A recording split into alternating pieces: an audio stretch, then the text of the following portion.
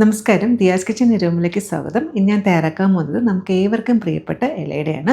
ഇന്നത്തെ ഇലയുടെയൊക്കെ ഒരു സ്പെഷ്യാലിറ്റി ഉണ്ട്. അതായത് വളരെ ഹെൽത്തി ആയിട്ടുള്ള ഇലയുടെയാണ്.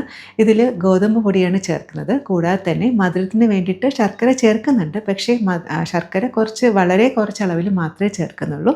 പിന്നെ നാച്ചുറൽ ആയിട്ടുള്ള മധുരം കേട്ടോ ഇതിൽ ചേർക്കുന്നത്, അതായത് ചെറുപഴം. അപ്പോൾ ചെറുപഴം വെച്ചിട്ട് നിങ്ങൾ അട ഉണ്ടാക്കി കഴിച്ചിട്ടുണ്ടോ? കഴിച്ചിട്ടില്ലെങ്കിൽ തീർച്ചയായിട്ടും ട്രൈ ചെയ്ത് നോക്കണേ. വളരെ ടേസ്റ്റിയാണ്. റെസിപ്പി ഇഷ്ടപ്പെട്ടാൽ ഫ്രണ്ട്സുമായിട്ടൊക്കെ ഒന്ന് ഷെയർ ചെയ്ത് സപ്പോർട്ട് ചെയ്യണേ. എങ്ങനെ തയ്യാറാക്കാൻ കണ്ടു നോക്കാം. അതിനായി കുറച്ച് ചെറുപഴം എടുത്തിട്ടുണ്ട്. പഴം എടുക്കുമ്പോൾ ഞാലിപ്പൂവൻ അല്ലെങ്കിൽ രസകദളി പഴം തന്നെ എടുക്കണേ.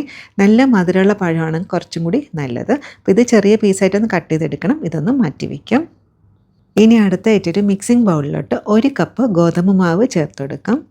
ഇതിലോട്ട് ഒരു നുള്ളു ഉപ്പ് ചേർക്കാം. കുറച്ച് നെയ്യും കൂടി ചേർത്തിട്ട് നന്നായിട്ടൊന്ന് മിക്സാക്കി എടുക്കാം. ഗോതമ്പ് പൊടിയിൽ ഉപ്പ് എല്ലാ ഭാഗത്തും ആകാൻ വേണ്ടിയിട്ടാണ് ഇതുപോലെ മിക്സാക്കി എടുക്കുന്നത്. ഇതിലോട്ട് കുറച്ച് വെള്ളം ചേർത്തതിന് ശേഷം ചപ്പാത്തിക്കൊക്കെ മാവ് കുഴയ്ക്കുന്ന കാട്ടിലും കുറച്ചും കൂടി ഒന്ന് ലൂസായിട്ടൊന്ന് കുഴച്ചെടുക്കുക. ഇതിൽ ചേർക്കുന്ന വെള്ളത്തിൻ്റെ കറക്റ്റ് അളവ് പറയാൻ പറ്റില്ല, കാരണം ഓരോ ഗോതമ്പ് പൊടി അനുസരിച്ചിരിക്കും. നമ്മൾ 1 കപ്പ് ഗോതമ്പ് പൊടിയാണ് എടുത്തേക്കുന്നത്. അതുകൊണ്ട് തന്നെ ഒരു 3/4 കപ്പ് വെള്ളം എന്തായാലും ആവശ്യമായിട്ടുണ്ടാവും. ഇതുപോലെ മാവ് കയ്യിൽ ഒട്ടിപ്പിടിക്കുന്ന രീതിയിലായിരിക്കണം കുഴച്ചെടുക്കേണ്ടത്. 3/4 കപ്പ് വെള്ളം എടുത്തിട്ടുണ്ടായിരുന്നു, 3/4 കപ്പ് മുഴുവനോടെ ചേർത്തിട്ടുണ്ട്. അങ്ങനെ മാവ് റെഡി ആയിട്ടുണ്ട്. അപ്പോൾ നമ്മൾ ചപ്പാത്തിക്കൊക്കെ മാവ് കുഴക്കുന്നതാണെങ്കിൽ അത്ര സോഫ്റ്റായിട്ട് കുഴക്കില്ല, ഇതുപോലെയാണ് കുഴച്ചെടുക്കേണ്ടത്. ഇതുപോലെ കയ്യിൽ ഒട്ടിപ്പിടിക്കണം, അതാണ് പാകം. ഇനി ഇതൊരു 5 മിനിറ്റ് റെസ്റ്റ് ചെയ്യാനായിട്ട് മാറ്റി വയ്ക്കാം. ഈ സമയത്ത് തന്നെ പഴം കട്ട് ചെയ്തെടുക്കാം. പഴം കട്ട് ചെയ്തെടുത്തിട്ടുണ്ട്. പഴം കട്ട് ചെയ്യുമ്പോൾ കഴിയുന്നതും ചെറിയ തിൻ സ്ലൈസസ് ആയിട്ടാണ് കട്ട് ചെയ്യേണ്ടത്. ഞാൻ കട്ട് ചെയ്തപ്പോൾ കുറച്ച് വലുതായിപ്പോയി. ഇനി ഇതിലോട്ട് 1/2 കപ്പ് നാളികേരം ചേർത്തെടുക്കാം. നാളികേരം കുറച്ച് അധികം ചേർത്താൽ കുറച്ചും കൂടി ടേസ്റ്റി ആയിരിക്കും. നമുക്ക് എത്രയാണോ ആവശ്യമുള്ളത് അതനുസരിച്ച് ചേർത്ത് കൊടുക്കാം. കൂടെ തന്നെ 1/4 ടീസ്പൂൺ ഏലം പൊടിച്ചതും 1/4 ടീസ്പൂൺ നെയ്യും കൂടി ചേർക്കാം. ഇത് കൂടാതെ വേണമെന്നുണ്ടെങ്കിൽ 1/4 ടീസ്പൂൺ ജീരകം പൊടിച്ചതും കൂടി ചേർക്കാം. മധുരത്തിന് വേണ്ടിയിട്ട് 1 സ്പൂൺ ശർക്കര പൊടിച്ചത് ചേർക്കുന്നുണ്ട്. ഈ ഒരു പഴത്തിന് നല്ല മധുരമുണ്ട്. അതുകൊണ്ട് തന്നെ ശർക്കര പൊടിച്ചത് ഈ ഒരു അളവിൽ മതിയാവും. അതായത് ഒത്തിരി മധുരം ഉണ്ടാവില്ല, വളരെ കുറച്ച് മധുരം ഉണ്ടാകത്തുള്ളൂ. ഇനി മധുരം കൂടുതൽ വേണമെന്നുണ്ടെങ്കിൽ കുറച്ചും കൂടി ശർക്കര പൊടിച്ചത് ചേർക്കാം. ഇനി ഇത് എല്ലാം കൂടി നന്നായിട്ടൊന്ന് മിക്സാക്കി എടുക്കുക. ഇതുപോലെ ചെറുപഴം വെച്ചിട്ട് നിങ്ങൾ അട ഉണ്ടാക്കി കഴിച്ചിട്ടുണ്ടോ? പ്രത്യേക ഒരു ടേസ്റ്റാണേ. നേന്ത്രപ്പഴം വെച്ചിട്ടും അട ഉണ്ടാക്കാറുണ്ട്. എന്നാൽ ഇതുപോലെ ഒരു അട പ്രത്യേക ഒരു ടേസ്റ്റാണ്. തീർച്ചയായും ട്രൈ ചെയ്ത് നോക്കിയിട്ട് ഫീഡ്ബാക്കും കൂടെ അറിയിക്കാൻ മറക്കരുത്. അങ്ങനത്തെ എല്ലാം കൂടി നന്നായിട്ടൊന്ന് മിക്സാക്കി എടുത്തിട്ടുണ്ട്. അപ്പോൾ ഇതാണ് ഫില്ലിങ്. അങ്ങനെ ഫില്ലിങ് റെഡി ആയിട്ടുണ്ട്. അങ്ങനെ മാവ് റെസ്റ്റ് ചെയ്യാൻ വെച്ചിട്ട് ഇപ്പോൾ ഒരു 5 മിനിറ്റ് കൂടുതലായിട്ടുണ്ട്. മാവ് കുറച്ചും കൂടി നല്ല സോഫ്റ്റായിട്ട് കിട്ടിയിട്ടുണ്ട്. ഈ മെയിനായിട്ട് ആവശ്യമുള്ളതാണ് വാഴയില. ഞാൻ വാഴയില ചെറുതായിട്ടൊന്ന് ചൂടാക്കിയിട്ട് ഇതുപോലെ ഒന്ന് കട്ട് ചെയ്തെടുത്തിട്ടുണ്ട്. അപ്പോൾ ഇത്രയും കാര്യങ്ങൾ റെഡി ആയി കഴിഞ്ഞാൽ നമുക്ക് വേഗത്തിൽ തന്നെ അട തയ്യാറാക്കാം. ഒരു പ്ലേറ്റ് എടുക്കുക. അതിൻ്റെ മുകളിലോട്ട് റെഡിയാക്കി വെച്ചേക്കുന്ന വാഴയില വെച്ച് കൊടുക്കുക. ഒരു ബൗളിൽ കുറച്ച് വെള്ളം കൂടി എടുത്ത് വെക്കണേ. കൈ ഇതുപോലെ ഒന്ന് നനച്ചതിന് ശേഷം റെഡിയാക്കി വെച്ചേക്കുന്ന മാവിൽ നിന്ന് ഒരു ചെറിയ പോർഷൻ എടുക്കുക. ഇതുപോലെ ഒന്ന് നിരത്തി കൊടുക്കുക. നമ്മളുടെ വിരലുകൾ ഉപയോഗിച്ചിട്ടാണ് ഇന്ന് നിരത്തി കൊടുക്കാനായിട്ടുള്ളത്. അപ്പോൾ ഇടയ്ക്കിടയ്ക്ക് ഇതുപോലെ ഒന്ന് വെള്ളത്തിലൊന്ന് മുക്കി കൊടുക്കുക. അങ്ങനെ ആകുമ്പോൾ മാവ് കയ്യിൽ ഒട്ടിപ്പിടിക്കില്ല. കയ്യിൽ എത്രത്തോളം മാക്സിമം നിരത്താൻ പറ്റുമോ അത്രത്തോളം നിരത്തി കൊടുക്കുക. ഇതുപോലെ ഇടയ്ക്കിടയ്ക്ക് കൈയൊന്ന് നനച്ചെടുക്കണേ. അങ്ങനെയാണെങ്കിൽ പെട്ടെന്ന് തന്നെ നമുക്ക് നിരത്തിയെടുക്കാനായിട്ട് പറ്റും. അപ്പോൾ ആദ്യത്തെ ഒരു ഇലയുടെ ഉണ്ടാക്കാൻ കുറച്ച് ബുദ്ധിമുട്ടായിരിക്കും കേട്ടോ. ഇപ്പോൾ രണ്ടാമത്തെയൊക്കെ നമുക്ക് എളുപ്പത്തിൽ തന്നെ ഇതുപോലെ ഒന്ന് നിരത്തി കൊടുക്കാൻ പറ്റും. അപ്പോൾ മാക്സിമം തിന്നായിട്ട് തന്നെ നിരത്തിയെടുക്കണേ. ഇതുപോലെ ഇല കവർ ചെയ്യുന്ന രീതിയിൽ നന്നായിട്ട് നിരത്തി കൊടുക്കുക. ഇത് വളരെ ഹെൽത്തി ആയിട്ടുള്ള റെസിപ്പിയാണ്. ഇത് ഒന്നുകിൽ ബ്രേക്ക്ഫാസ്റ്റ് ആയിട്ടോ അല്ലാന്നുണ്ടെങ്കിൽ 4 മണി പലഹാരമായിട്ടൊക്കെ നമുക്ക് സെർവ് ചെയ്യാൻ പറ്റും.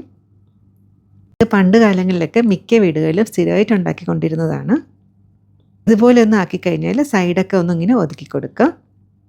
എക്സ്ട്രാ മാവൊക്കെ ഉണ്ടെങ്കിൽ അതും എടുത്ത് മാറ്റുക. അപ്പോൾ മാക്സിമം തിന്നായിട്ട് തന്നെ നിർത്തി കൊടുക്കണേ. അപ്പോൾ ഇതുപോലെ ആക്കി കൊടുക്കുക. ഇനി ഇതിൻ്റെ ഒരു സൈഡിലോട്ട് നമ്മൾ റെഡിയാക്കി വെച്ചിരിക്കുന്ന ഫില്ലിങ് ചേർത്ത് കൊടുക്കുക. 2-3 സ്പൂൺ വെച്ച് കൊടുക്കുക. അതായത് ഇലയുടെ വലിപ്പം അനുസരിച്ച് വെച്ച് കൊടുക്കുക. ഇത് മെല്ലെ ഇതുപോലെ ഒന്ന് ഫോൾഡ് ചെയ്തെടുക്കുക. പഴം കട്ട് ചെയ്യുമ്പോൾ മാക്സിമം തിന്നായിട്ട് തന്നെ കട്ട് ചെയ്യാൻ ശ്രദ്ധിക്കണേ. അതുകൊണ്ടാട്ടോ ഇങ്ങനെ ഫോൾഡ് ചെയ്യുമ്പോൾ കുറച്ചിങ്ങനെ പൊങ്ങി നിൽക്കുന്നത്. അപ്പോൾ മാക്സിമം തിന്നായിട്ട് കട്ട് ചെയ്യണമെന്നുണ്ടെങ്കിൽ ആ ഒരു പ്രശ്നം ഉണ്ടാവില്ല. അങ്ങനെ ആദ്യത്തെ ഇലയുടെ റെഡി ആയിട്ടുണ്ട്. ഇതുപോലെ ബാക്കിയിട്ടൊന്ന് റെഡിയാക്കി എടുക്കാം. ഒരെണ്ണം കൂടി ഞാനൊന്ന് കാണിച്ചു തരാം. പ്ലേറ്റിന് മുകളിലോട്ട് ഇതുപോലെ ഇല വെച്ച് നിർത്തുകയാണെങ്കിൽ കുറച്ചും കൂടി ഈസി ആയിരിക്കും. മാവ് എടുക്കുന്നതിന് മുന്നേ കൈ നന്നായിട്ടൊന്ന് വെറ്റാക്കണേ, അല്ലാന്നുണ്ടെങ്കിൽ കയ്യിൽ ഒട്ടിപ്പിടിക്കും. അതിനുശേഷം ഇലയിൽ വെച്ചിട്ട് നമ്മൾ വിരലുകൾ ഉപയോഗിച്ചിട്ട് ഇതുപോലെ ഒന്ന് നിരത്തി കൊടുക്കാം. അതിനുശേഷം ഇതുപോലെ ഒരു സൈഡിലോട്ട് ഫില്ലിംഗ് വെച്ചിട്ട് മെല്ലെ ഒന്ന് മടക്കി കൊടുക്കാം. അങ്ങനെ രണ്ടാമത്തെ റെഡി ആയിട്ടുണ്ട്. ഇതുപോലെ ബാക്കിയും ഒന്ന് റെഡിയാക്കി എടുക്കാം. മാവെല്ലാം ഇതുപോലെ റെഡിയാക്കി എടുത്തിട്ടുണ്ട്. ഈ ഒരു അളവിൽ ഒരു 6 മുതൽ 7 ഇലയുടെ നമുക്ക് തയ്യാറാക്കാൻ പറ്റും. ഇനി നമുക്കിതൊന്ന് ആവിയിലൊന്ന് വേവിച്ചെടുക്കാം. അതിന് വേണ്ടിയിട്ട് സ്റ്റീമറിൽ വെള്ളം ചൂടാകാനായിട്ട് വെച്ചിട്ടുണ്ട്. വെള്ളം നന്നായിട്ട് ചൂടായതിന് ശേഷം റെഡിയാക്കി വെച്ചിരിക്കുന്ന ഇല ഓരോന്നായിട്ട് ഇങ്ങനെ വെച്ച് കൊടുക്കുക.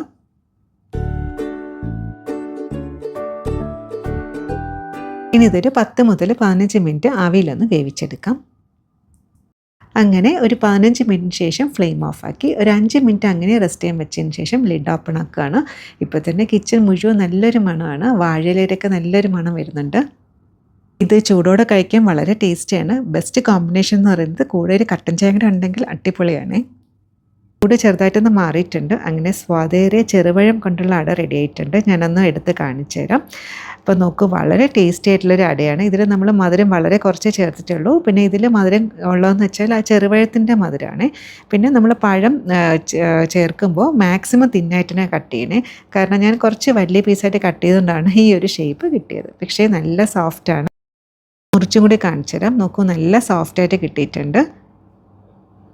നല്ലൊരു മണമാണ്. കാരണം ആ ചെറുപഴവും അതുപോലെ തന്നെ വാഴയിലയും കൂടെ ചേരുമ്പോൾ ഒരു മണം വരില്ല, അതാട്ടോ. അപ്പോൾ ഞാനൊന്ന് കഴിച്ച് നോക്കട്ടെ. അപ്പോൾ ഞാനൊന്ന് ഇപ്പോൾ തന്നെ കാണുന്നത് നല്ല സോഫ്റ്റ് ആട്ടോ. ഇത് കഴിച്ച് നോക്കിയപ്പോൾ ഒത്തിരി മധുരമില്ല. ഇതിലൊരു ഫ്ലേവർ എന്ന് പറയുന്നത് ആ ചെറുപഴത്തിൻ്റെ ഫ്ലേവർ നന്നായിട്ട് കിട്ടുന്നുണ്ട്. അപ്പോൾ മിതമായിട്ടുള്ള മധുരമേ ഉള്ളൂ കേട്ടോ. വളരെ ടേസ്റ്റിയാണ്. ഒരു പ്രത്യേക ഒരു ടേസ്റ്റാണ്. നമ്മൾ സാധാരണ ഇലയുടെ കഴിക്കുന്നതിനെക്കാട്ടിലും വേറിട്ടൊരു ടേസ്റ്റാണ്. എനിക്ക് ഒത്തിരി ഇഷ്ടപ്പെട്ടു. നിങ്ങളും ഈ ഒരു രീതിയിലൊന്ന് ട്രൈ ചെയ്ത് നോക്കൂ. ട്രൈ ചെയ്ത് നോക്കിയിട്ട് ഫീഡ്ബാക്കും കൂടെ അറിയിക്കാൻ മറക്കരുതേ. പറ്റുന്ന പോലെ സന്തോഷിച്ചിട്ടിരിക്കുക. ഇതുപോലെ വേറെ റെസിപ്പി ആയിട്ട് കാണാം. Thank you.